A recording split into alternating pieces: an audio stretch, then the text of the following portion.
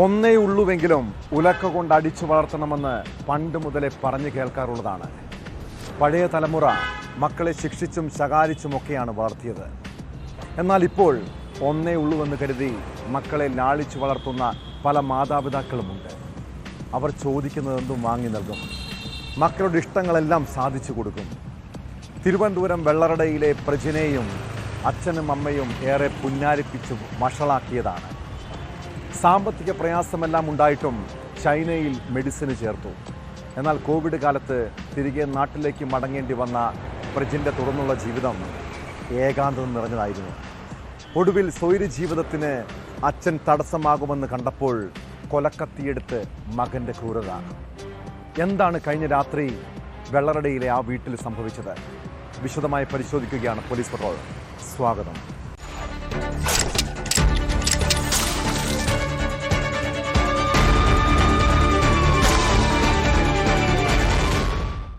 എൻ്റെ സ്വൈര ജീവിതത്തിന് അച്ഛനൊരു തടസ്സമാണ്. തിരുവനന്തപുരം വെള്ളറടയിൽ സ്വന്തം പിതാവിനെ കൊലപ്പെടുത്തിയ പ്രജിൻ എന്ന യുവാവ് പോലീസിനോട് പറഞ്ഞ ന്യായീകരണമാണിത്.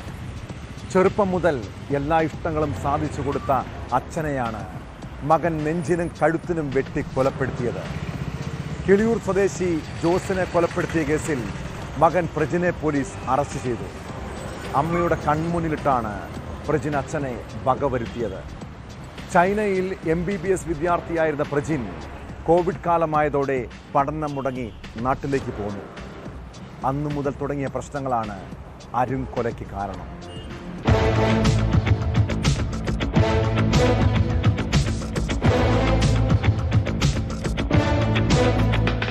കഴിഞ്ഞ രാത്രിയാണ് നാടിനെ നടുക്കിയ സംഭവം.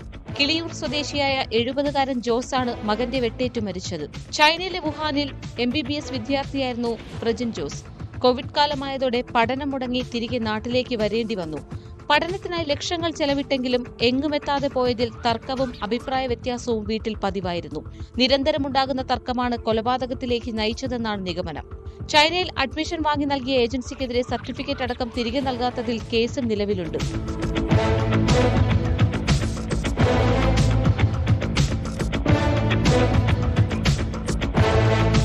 സംഭവ സമയം ജോസും പ്രജിനും അമ്മ സുഷമാകുമാരിയും മാത്രമായിരുന്നു വീട്ടിലുണ്ടായിരുന്നത്. സുഷമയുടെ നിലവിളി കേട്ടാണ് നാട്ടുകാർ പോലീസിനെ അറിയിച്ചത്. കൊലപാതകത്തിന് ശേഷം പോലീസ് എത്തുമ്പോൾ നെഞ്ചിലും കഴുത്തിലും വെട്ടേറ്റ് ഗുരുതരാവസ്ഥയിൽ കിടക്കുന്ന ജോസിനെയും സമീപത്ത് ബോധരഹിതയായി കിടക്കുന്ന സുഷമയെയുമാണ് കണ്ടത്. കൊലപാതകത്തിന് ശേഷം വെള്ളറട സ്റ്റേഷനിലെത്തി പ്രജിൻ കീഴടങ്ങുകയായിരുന്നു. സ്വതന്ത്രമായി ജീവിക്കാൻ വീട്ടുകാർ അനുവദിക്കാത്തതാണ് കൊലപാതകത്തിന് കാരണമെന്നാണ് മകന്റെ മൊഴി.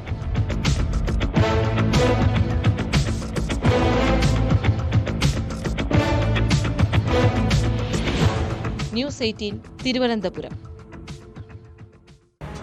ദാമ്പത്യ ബന്ധങ്ങളുടെ തകർച്ചയ്ക്ക് കാരണം വഴിവിട്ട സൗഹൃദങ്ങളും സംശയവുമാണ്. ഒടുവിലത് ആത്മഹത്യയിലും കൊലപാതകത്തിലുമൊക്കെ കലാശിക്കുന്ന കാഴ്ച.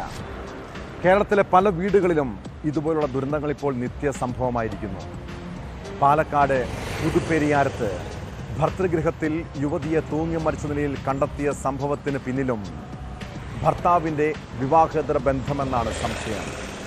കല്ലടിക്കോട് സ്വദേശിനി റെൻസിയുടെ ആത്മഹത്യയിൽ ദുരൂഹത ആരോപിച്ച് കുടുംബം രംഗത്തെത്തിയിട്ടുണ്ട്. ഭർത്താവിന് മറ്റൊരു സ്ത്രീയുമായി അടുപ്പമുണ്ടായിരുന്നുവെന്നും അതാണ് ഇരുവരും തമ്മിലുള്ള പ്രശ്നങ്ങൾക്ക് കാരണമെന്നും യുവതിയുടെ ബന്ധുക്കൾ ആരോപിക്കുന്നു.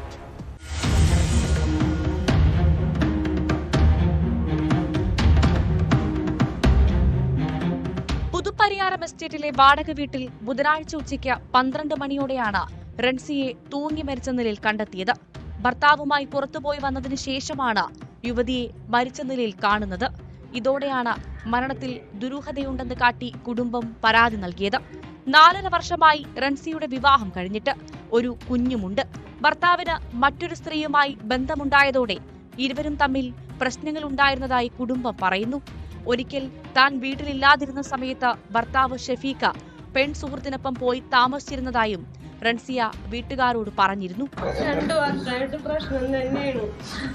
അവനൊരു വീരത്തിൽ കുടുങ്ങിയിട്ട് അവൻ കൂടിയ പെണ്ണ് വല്ലാതെ കുട്ടിനെ പേടിപ്പിക്കായിരുന്നു.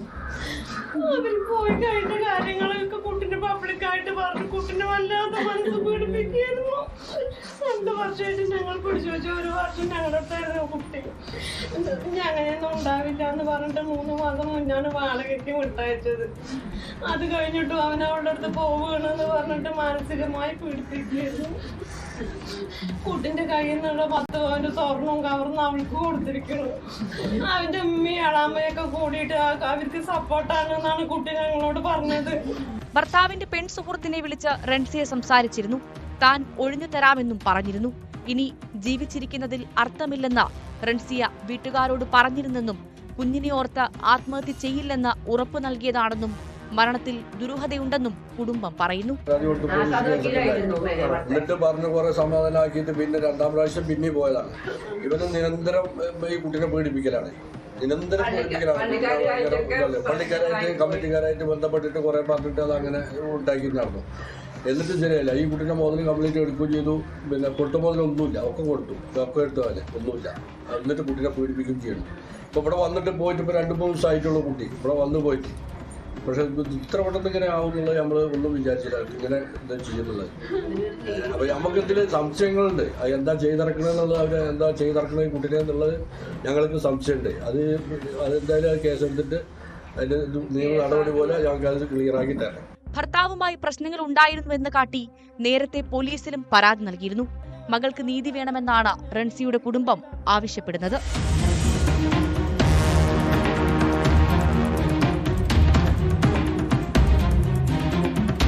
ന്യൂസ് 18 പാലക്കാട്. കോഴിക്കോട് മുക്കത്ത് ഹോട്ടൽ ജീവനക്കാരിയെ പീഡിപ്പിക്കാൻ ശ്രമിച്ച കേസിൽ കൂടുതൽ തെളിവുകൾ പുറത്തുവരുന്നുണ്ട്. പീഡന ശ്രമത്തിന് ശേഷം ഹോട്ടൽ ഉടമ യുവതിയെ ഭീഷണിപ്പെടുത്തിയതിൻ്റെ തെളിവ് പോലീസിന് ലഭിച്ചു. ലൈംഗിക താൽപ്പര്യങ്ങളും ശരീരവർണ്ണനയും നടത്തി മുക്കത്തെ സങ്കേതം ഹോട്ടൽ ഉടമ ദേവദാസ് ജീവനക്കാരിക്ക് വാട്സാപ്പ് വഴി സന്ദേശങ്ങളും അയച്ചിരുന്നു. മോശമായ പെരുമാറ്റത്തിന് പലവട്ടം മാപ്പ് പറയുന്ന ദേവദാസ് യുവതി പരുക്കുപറ്റി ആശുപത്രിയിലായ ശേഷമാണ് ഭീഷണി സന്ദേശം അയച്ചത്. നിനക്കുള്ള ആദ്യ ഡോസാണിതെന്നാണ് ഭീഷണി.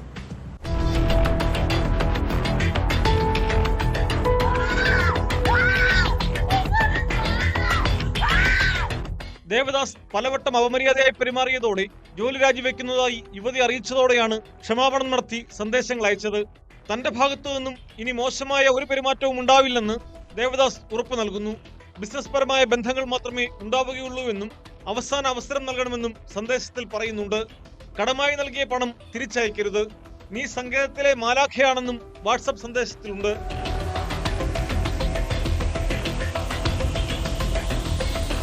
ദേവദാസിന്റെ ഉറപ്പുകൾ വിശ്വസിച്ച് ജോലിയിൽ തുടർന്ന യുവതിയോട് ഏതാനും ദിവസങ്ങൾക്കുള്ളിൽ വീണ്ടും ദേവദാസ് ലൈംഗിക താൽപര്യങ്ങൾ വ്യക്തമാക്കുന്ന സന്ദേശങ്ങളും പുറത്തുവന്നു. യുവതിയുടെ ശരീരഭാഗങ്ങളെക്കുറിച്ചും ഇയാൾ വർണ്ണനകൾ നടത്തുന്നുണ്ട്. മോശമായ പെരുമാറ്റവും സന്ദേശങ്ങളും ഉണ്ടാവരുതെന്ന് യുവതി ആവർത്തിച്ച് ആവശ്യപ്പെടുന്നതും വ്യക്തമാണ്. ദേവദാസിൽ നിന്നുള്ള ശല്യമേറിയതോടെയാണ് യുവതി ഇക്കാര്യം ഇയാളുടെ ഭാര്യയെ അറിയിക്കുമെന്ന് മുന്നറിയിപ്പ് നൽകിയത്. പിന്നീട് ഭീഷണിയുമായി ദേവദാസും ജീവനക്കാരും താമസ സ്ഥലത്തെത്തുകയും പീഡിപ്പിക്കാൻ ശ്രമിക്കുകയുമായിരുന്നു. തുടർന്നാണ് യുവതി രക്ഷപ്പെടാനായി 1ാം നിലയിൽ നിന്ന് ചാടിയതും ഗുരുതരമായി പരിക്കേറ്റതും. ആശുപത്രിയിൽ ചികിത്സയിൽ കഴിയവേയും യുവതിക്ക് ദേവദാസ് സന്ദേശമയച്ചു. നിനക്കുള്ള ആദ്യ ഡോസാണിതെന്നായിരുന്നു ഭീഷണി. ഈ സന്ദേശത്തിന് പിന്നാലെ അയച്ച 2 സന്ദേശങ്ങൾ ഡിലീറ്റ് ചെയ്യുകയും ചെയ്തു.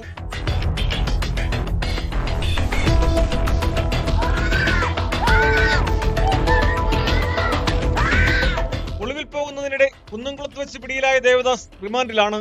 അതിനിടെ ദേവദാസിന്റെ കൂട്ടാളികളായ 2 ജീവനക്കാർ കീഴടങ്ങി. സുരേഷ്, റിയാസ് എന്നിവരാണ് താമരശ്ശേരി കോടതിയിൽ കീഴടങ്ങിയത്.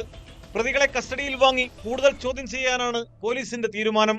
വീട്ടിൽ അതിക്രമിച്ചു കയറൽ, സ്ത്രീത്വത്തെ അവമാനിക്കൽ തുടങ്ങിയ കുറ്റങ്ങളാണ് നിലവിൽ പ്രതികൾക്കെതിരെ ചുമത്തിയിട്ടുള്ളത്.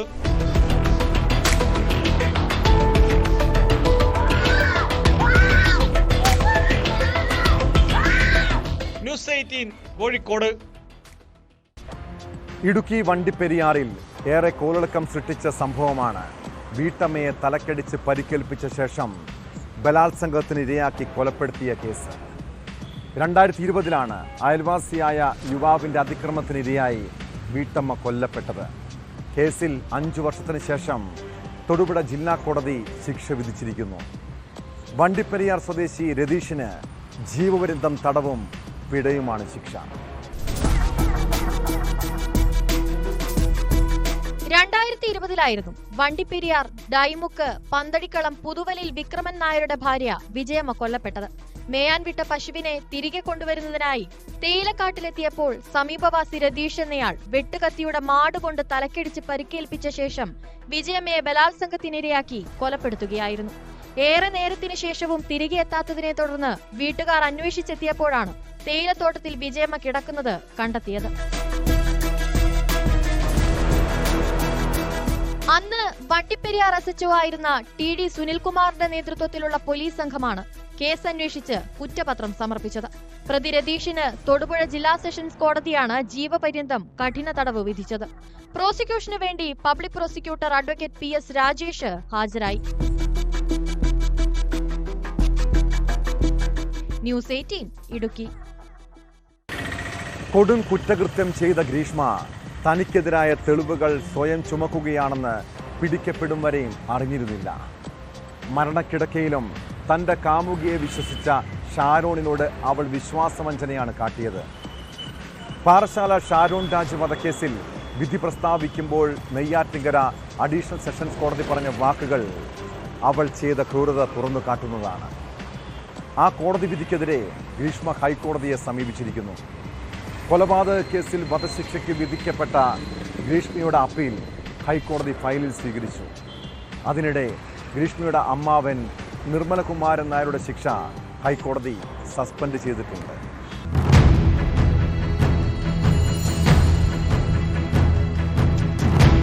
പാറശാല ഷാറൂൺ കൊലപാതക കേസിൽ വധശിക്ഷയ്ക്ക് വിധിക്കപ്പെട്ട മുഖ്യപ്രതി ഗ്രീഷ്മ നൽകിയ അപ്പീലാണ് ഹൈക്കോടതി ഫയലിൽ സ്വീകരിച്ചത്. ജസ്റ്റിസുമാരായ PB സുരേഷ് കുമാർ, ജോബിൻ സെബാസ്റ്റ്യൻ എന്നിവരടങ്ങിയ ഡിവിഷൻ ബെഞ്ചാണ് അപ്പീൽ പരിഗണിച്ചത്. കേസിൽ സർക്കാരിനും എതിർകക്ഷികൾക്കും ഹൈക്കോടതി നോട്ടീസ് അയച്ചു. കേസിലെ മൂന്നാം പ്രതിയും ഗ്രീഷ്മയുടെ അമ്മാവനുമായ നിർമ്മലകുമാരൻ നായരുടെ ശിക്ഷ ഹൈക്കോടതി സസ്പെൻഡ് ചെയ്തു.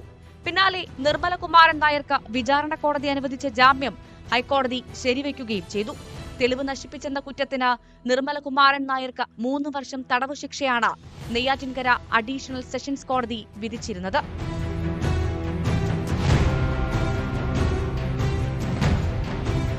കേസിൽ കഴിഞ്ഞ ജനുവരി 20-നാണ് ഒന്നാം പ്രതിയായ ഗ്രീഷ്മയ്ക്ക് നെയ്യാറ്റിൻകര അഡീഷണൽ സെഷൻസ് കോടതി വധശിക്ഷ വിധിച്ചത്. പാറശാല സ്വദേശി ഷാറൂൺ രാജിനെ 2022 ഒക്ടോബർ 14-ന് വീട്ടിൽ വിളിച്ചു വരുത്തി കഷായത്തിൽ കീടനാശിനി കലർത്തി നൽകി കൊലപ്പെടുത്തിയെന്നാണ് കേസ്. 2022 ഒക്ടോബർ 14-ന് ഗ്രീഷ്മ നൽകിയ കഷായം കുടിച്ച് അവശനായ ഷാറൂൺ ചികിത്സയിലിരിക്കെ 25-നാണ് മരിച്ചത്. 2021-ലാണ് കന്യാകുമാരി ജില്ലയിലെ Neyyoor Christian college of allied ഹെൽത്തിൽ BSc റേഡിയോളജി അവസാന വർഷ വിദ്യാർത്ഥിയായ ഷാറൂൺ ഗ്രീഷ്മയുമായി സൗഹൃദത്തിലാകുന്നത്. മരണക്കിടക്കയിലും ഷാറൂൺ ഗ്രീഷ്മയെ വിശ്വസിച്ചു.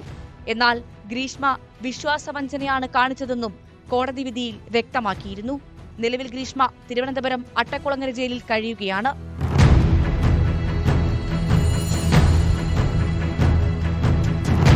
ന്യൂസ് 18 കൊച്ചി.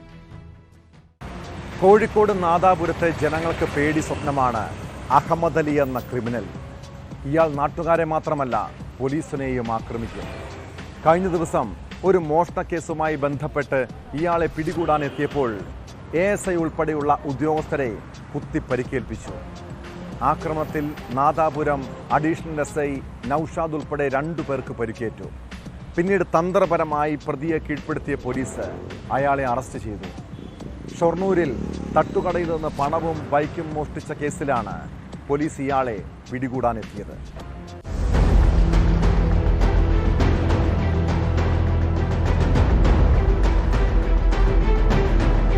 കോഴിക്കോട് എടച്ചേരി ഇരിങ്ങണ്ണൂർ സ്വദേശി 32-കാരനായ മുഹമ്മദ് അലിയാണ് അറസ്റ്റിലായത്. Nadapuram additional SI M Naushad, rural SPയുടെ സ്ക്വാഡ് അംഗം VV ഷാജി എന്നിവർക്കാണ് പ്രതിയുടെ ആക്രമണത്തിൽ പരിക്കേറ്റത്. പാലക്കാട് ഷൊർണൂർ പോലീസ് സ്റ്റേഷൻ പരിധിയിലെ ചുങ്കപ്പിലാവിലെ തട്ടുകടയിൽ തൊഴിലാളിയായിരുന്ന പ്രതി കട ഉടമയുടെ 30,000 രൂപയും മോട്ടോർ ബൈക്കും മോഷ്ടിച്ച് ഒളിവിൽ പോവുകയായിരുന്നു. ഞായറാഴ്ചയാണ് മോഷണം നടത്തിയത്. മുഹമ്മദ് അലിയുടെ മൊബൈൽ ഫോൺ ലൊക്കേഷൻ കേന്ദ്രീകരിച്ച് നടത്തിയ അന്വേഷണത്തിൽ ഇരിങ്ങണ്ണൂരിലുണ്ടെന്ന വിവരത്തെ തുടർന്ന് സ്ക്വാഡ് അംഗങ്ങൾ വീട്ടിലെത്തിയപ്പോഴായിരുന്നു ആക്രമണം.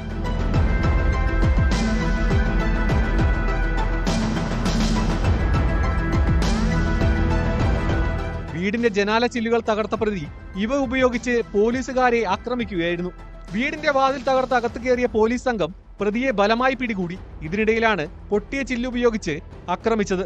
SIക്ക് കൈക്കും പോലീസുകാരന് കാലിനും കുത്തേറ്റു. ഇരുവരും നാദാപുരം ഗവൺമെന്റ് ആശുപത്രിയിൽ ചികിത്സ തേടി. 2023 ഫെബ്രുവരിയിൽ എടച്ചേരിയിലെ ക്ഷേത്രോത്സവത്തിനിടെ ചൂതാട്ടം പിടികൂടാനെത്തിയ പോലീസ് ഉദ്യോഗസ്ഥനെ കുത്തിപ്പരിക്കേൽപ്പിച്ച കേസിലും പ്രതിയാണ് മുഹമ്മദ് അലി.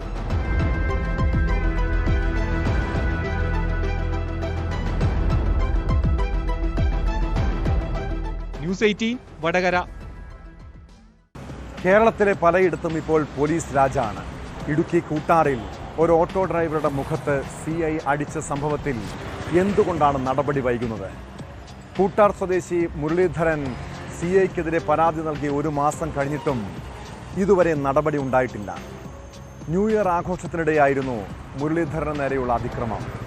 പരുക്കേറ്റ മുരളീധരൻ്റെ ആശുപത്രി ചെലവ് വഹിക്കാമെന്ന് ഉറപ്പ് നൽകി പോലീസ് ഉദ്യോഗസ്ഥർ ഒത്തുതീർപ്പിന് ശ്രമിക്കുന്നതായും ആക്ഷേപമുണ്ട്.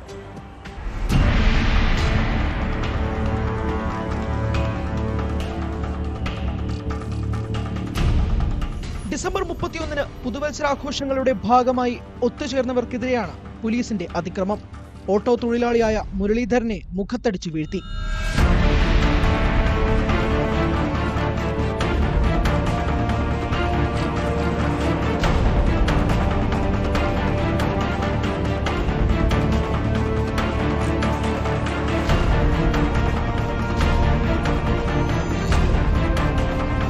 മർദ്ദനത്തെ തുടർന്ന് താഴെ വീണ മുരളീധരന്റെ ഒരു പല്ല് പൊട്ടിപ്പോയി.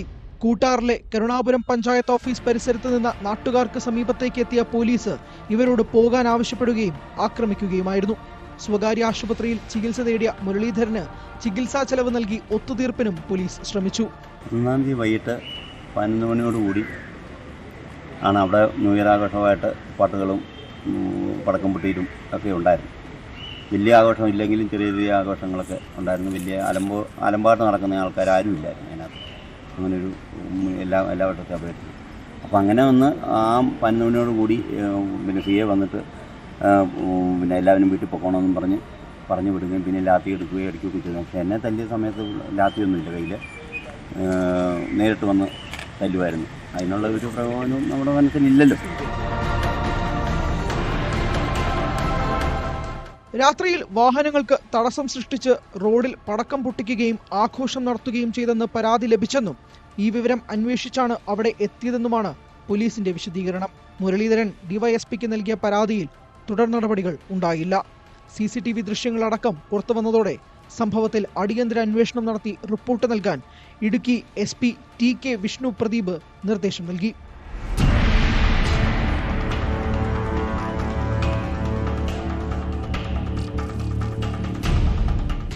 ന്യൂസ് 18 ഇടുക്കി. പത്തനംതിട്ടയിൽ വിവാഹ സംഘത്തെ വളഞ്ഞിട്ട് മർദ്ദിച്ച കേസ് പോലീസ് അട്ടിമറിക്കുകയാണോ? പോലീസ് ഉദ്യോഗസ്ഥരുൾപ്പെടെ പ്രതിക്കൂട്ടിലുള്ള കേസിൽ രജിസ്റ്റർ ചെയ്ത 2 FIRകളിലും പരസ്പര വിരുദ്ധമായ വിവരങ്ങളാണ് രേഖപ്പെടുത്തിയിട്ടുള്ളത്. വിവാഹ സംഘത്തിൽപ്പെട്ടവരെ പോലീസ് മർദ്ദിച്ച സമയവും വിവരങ്ങളും രേഖപ്പെടുത്തിയിട്ടുള്ളത് വ്യത്യസ്തമായ രീതിയിലാണ്. ആക്രമണത്തിന് ഇരയായവരെ പ്രതി ചേർക്കാൻ പോലീസ് ശ്രമിക്കുന്നുവെന്നും ആരോപണമുണ്ട്.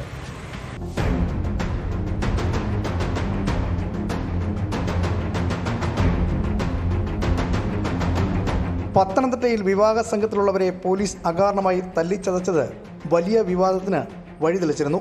സംഭവത്തിൽ പോലീസ് രജിസ്റ്റർ ചെയ്ത FIRകളിൽ പരസ്പര വിരുദ്ധമായ വിവരങ്ങളാണ് സൂചിപ്പിച്ചിട്ടുള്ളത്. ബാറിനുള്ളിൽ സംഘർഷമുണ്ടാക്കിയവരെ തടയാനാണ് പോലീസ് എത്തിയതെന്നാണ് ഒരു FIRൽ ഉള്ളത്. മർദ്ദനമേറ്റവരുടെ പേരുവിവരങ്ങൾ ഇതിലില്ല. പോലീസിന്റെ ഈ FIR പ്രകാരം ബാറിന് മുന്നിലെ സംഘർഷം രാത്രി 11:15-നാണ്. എന്നാൽ മർദ്ദനമേറ്റ ശ്രീജിത്തിന്റെ ഭാര്യ നൽകിയ പരാതിയിലുള്ള FIRൽ 11 മണിക്കാണ് മർദ്ദനമേറ്റതെന്നാണ് പറഞ്ഞിട്ടുള്ളത്. സമയത്തിന് പുറമെ രേഖപ്പെടുത്തിയിട്ടുള്ള വിവരങ്ങളിലും വ്യത്യാസമുണ്ട്.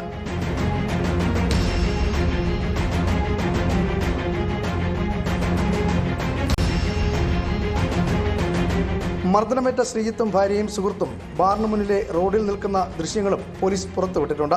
സംഘർഷം അറിയാതെയാണ് സ്ഥലത്തെത്തിയെന്നും പോലീസ് പറയുന്ന ബാറിലെ സംഘർഷത്തിൽ ഉണ്ടായിരുന്നില്ലെന്നും ശ്രീജിത്തും ഭാര്യയും പറയുന്നു. അതേസമയം ബാറിന്റെ പ്രവർത്തന സമയം കഴിഞ്ഞും ശ്രീജിത്തിനോടൊപ്പം വന്ന സുഹൃത്തുക്കൾ ബാറിൽ കയറിയതിന്റെ ദൃശ്യങ്ങളും പോലീസ് പുറത്തുവിട്ടിട്ടുണ്ട്. എന്നാൽ ഇവർ ബാറിൽ നടന്ന സംഘർഷത്തിൽ ഉണ്ടായതായി ദൃശ്യങ്ങളിലില്ല. ഇതോടെയാണ് കേസ് അട്ടിമറിക്കാൻ പോലീസ് ബോധപൂർവം ശ്രമിക്കുന്നുവെന്ന് പരാതിക്കാർ ആരോപിക്കുന്നത്.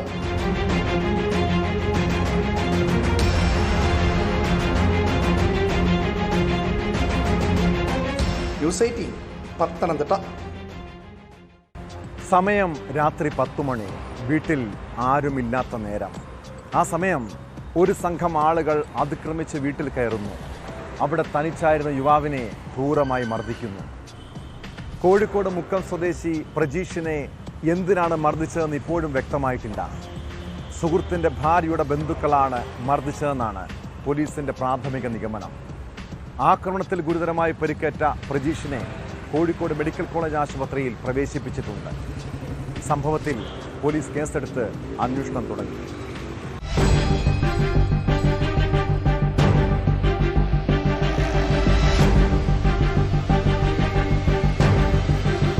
മുക്കം തോട്ടത്തിൽ കടവ് പുൽപ്പറമ്പിൽ പ്രജീഷാണ് വീട്ടിൽ വെച്ച് ക്രൂരമർദ്ദനത്തിനിരയായത്. കഴിഞ്ഞ ദിവസം രാത്രി 10:15 സംഭവം. ഒരു സംഘം ആളുകൾ വീട്ടിൽ കയറി ആക്രമിക്കുകയായിരുന്നുവെന്ന് നാട്ടുകാർ പറയുന്നു. ബഹളം കേട്ട അയൽവാസികൾ ഓടി വന്നപ്പോഴേക്കും അക്രമികൾ വാഹനത്തിൽ രക്ഷപ്പെട്ടു. തലയ്ക്കും മുഖത്തുമടക്കം ഗുരുതരമായി പരിക്കേറ്റ പ്രജീഷിനെ ആദ്യം മുക്കത്തെ സ്വകാര്യ ആശുപത്രിയിലും പിന്നീട് കോഴിക്കോട് മെഡിക്കൽ കോളേജ് ആശുപത്രിയിലും പ്രവേശിപ്പിച്ചു. യുവാവിന് ഇതുവരെ ബോധം തിരികെ വന്നിട്ടില്ല.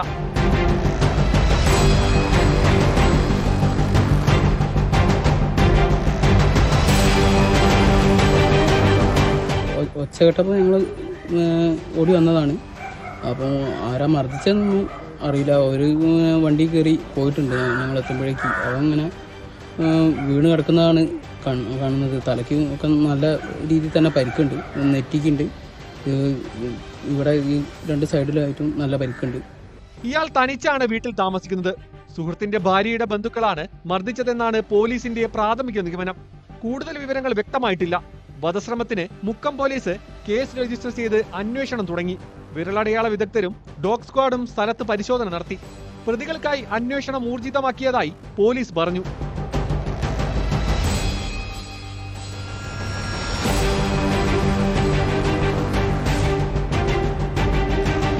ന്യൂസ് 18 മുക്കം. കൊച്ചിയിൽ ഗുണ്ടാ സംഘങ്ങൾ വീണ്ടും തലപൊക്കുന്നുണ്ട്. ഒരാഴ്ച മുൻപ് വടുതലയിൽ റെയിൽവേ ഗേറ്റിന് സമീപത്ത് സിഗ്നൽ കാത്തുനിന്ന യുവാവിനെ ആക്രമിച്ചത് ഗുണ്ടാ സംഘങ്ങളായിരുന്നു. മുൻ വൈരാഗ്യത്തെ തുടർന്നാണ് ഉനേഷ് എന്ന യുവാവിനെ പ്രതികൾ വെട്ടിപ്പരിക്കേൽപ്പിച്ചത്. കേസിലെ പ്രതികൾ പോലീസിന്റെ പിടിയിലായിരിക്കുന്നു. എളമക്കര സ്വദേശി അൽത്താഫ്, ഇടപ്പള്ളി അഞ്ചുമന സ്വദേശി സുജിത്ത്, പേരണ്ടൂർ സ്വദേശി അഭിജിത്ത് എന്നിവരെ നോർത്ത് പോലീസാണ് അറസ്റ്റ് ചെയ്തത്.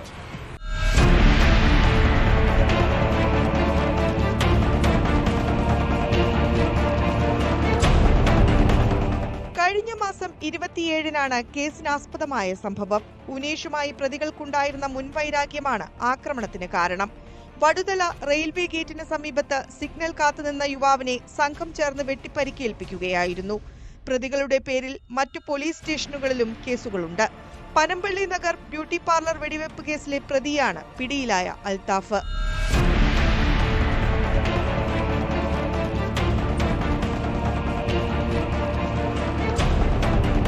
CCTV ദൃശ്യങ്ങൾ കേന്ദ്രീകരിച്ചു നടത്തിയ അന്വേഷണത്തിലാണ് കൊച്ചിയിലെ വിവിധ ഭാഗങ്ങളിൽ നിന്ന് പ്രതികളെ പിടികൂടിയതെന്ന് പോലീസ് പറഞ്ഞു. Ernakulam north police inspector Sajeesh കുമാറിന്റെ നേതൃത്വത്തിൽ SI-മാരായ അഭിജിത്ത്, മുഹമ്മദ് യാസിൻ, ഷാജിമോൻ, CPO-മാരായ അജിലേഷ്, ബിബിൻ, CC സജീവ് എന്നിവർ ചേർന്നാണ് പ്രതികളെ പിടികൂടിയത്.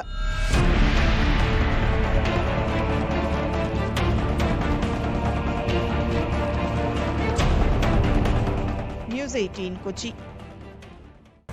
ഇൻസ്റ്റഗ്രാമിലെ ഒരു റീൽസിൽ തുടങ്ങിയ സൗഹൃദം അത് പിന്നീട് വഴിവിട്ട ബന്ധമായി വളർന്നു. ഒടുവിൽ കൊലപാതകത്തിൽ കലാശിക്കുന്നു. തിരുവനന്തപുരം കഠിനംകുളം ആതിര കൊലക്കേസ് ഈ സമീപകാലത്ത് കേരളം ഏറെ ചർച്ച ചെയ്തതാണ്. ഇന്നിപ്പോൾ ഇൻസ്റ്റഗ്രാമും സോഷ്യൽ മീഡിയയും ഒന്നുമില്ലാത്ത തടവറയിലാണ് പ്രതി ജോൺസൺ ഔസേപ്പ്. പ്രതിയുമായുള്ള പോലീസിന്റെ തെളിവെടുപ്പും ചോദ്യം ചെയ്യലും പൂർത്തിയായി.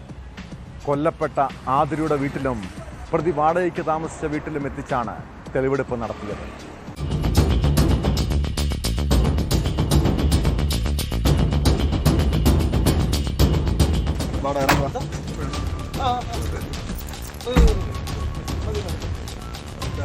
കഠിനംകുളത്തെ വാടക വീട്ടിൽ വീട്ടമ്മയായ ആതിരയെ കൊലപ്പെടുത്തിയ കേസിൽ കഴിഞ്ഞ ദിവസമാണ് തെളിവെടുപ്പ് പൂർത്തിയായത്. കൊലപാതകം നടന്ന കഠിനംകുളത്തെ വീട്ടിൽ ഇന്നലെ വൈകിട്ടോടെ പ്രതിയെ എത്തിച്ചു. നാടിനെ നടുക്കിയ കൊലപാതക കേസിലെ പ്രതിയെ കാണാൻ നിരവധി പേർ തടിച്ചുകൂടി. പിന്നാലെ പെരുമാതുറയിൽ പ്രതി ജോൺസൺ ഔസേപ്പ് വാടകയ്ക്കെടുത്ത മുറിയിലും എത്തിച്ചു. വീട്ടുടമ ജോൺസനെ തിരിച്ചറിഞ്ഞു. കൊലപാതകം നടക്കുന്നതിന് ദിവസങ്ങൾക്ക് മുൻപ് പ്രദേശത്തെ ഒരു മൊബൈൽ കടയിൽ ഇയാൾ ഫോൺ വിറ്റിരുന്നു. ഇവിടെയും പോലീസ് പ്രതിയെ എത്തിച്ച് തെളിവെടുത്തു. ഭാവഭേദങ്ങൾ ഒന്നുമില്ലാതെ പ്രതി പോലീസിനോട് കാര്യങ്ങൾ വിശദീകരിച്ചു.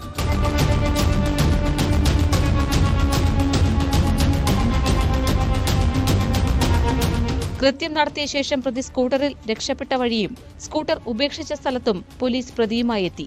ആറ്റിങ്ങൽ ഡിവൈഎസ്പി, കഠിനംകുളം സിഐ എന്നിവരുടെ നേതൃത്വത്തിലായിരുന്നു തെളിവെടുപ്പ്. കൊലപാതകത്തിന് ശേഷം പ്രതിയെത്തിയ ആലപ്പുഴ, കോട്ടയം ജില്ലകളിലെ വിവിധയിടങ്ങളിൽ നേരത്തെ ജോൺസനെ എത്തിച്ച് തെളിവെടുത്തിരുന്നു. ഇൻസ്റ്റഗ്രാമിലൂടെ സൗഹൃദത്തിലായ ജോൺസണൊപ്പം പോകാൻ ആതിര വിസമ്മതിച്ചതാണ് കൊലപാതകത്തിലേക്ക് നയിച്ചത്. കഴിഞ്ഞ മാസം 21-ന് കഠിനംകുളത്ത് ആതിര താമസിക്കുന്ന വീട്ടിലെത്തുകയും കിടപ്പുമുറിയിൽ വെച്ച് കുത്തിക്കൊല്ലുകയുമായിരുന്നു.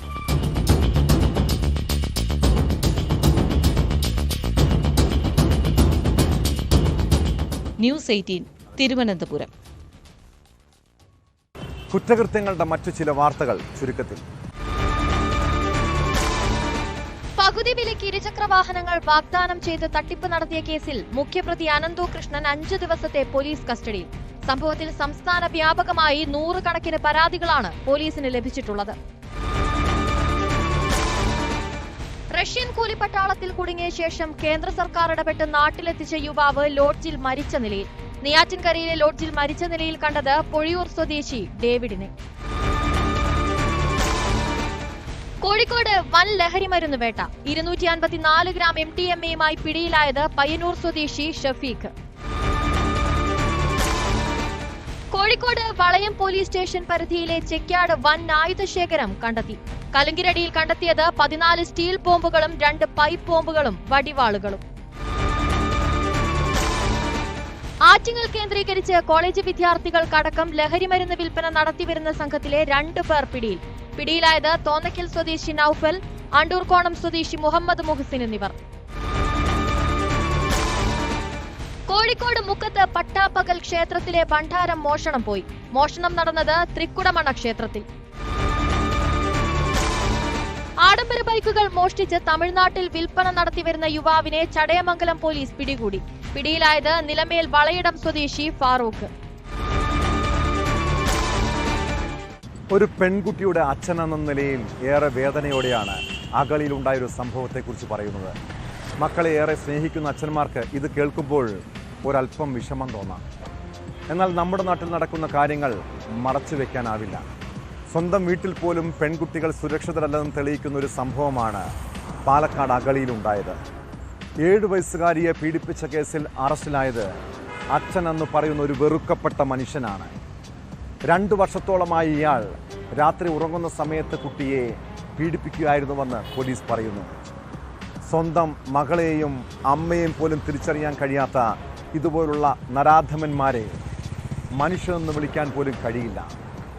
അയാളെ ശിഷ്ടകാലം ഇരുട്ടറയിൽ തന്നെ പാർപ്പിക്കണം. ഇതോടെ പോലീസ് പെട്രോൾ പൂർണ്ണമാകുന്നു. നമസ്കാരം.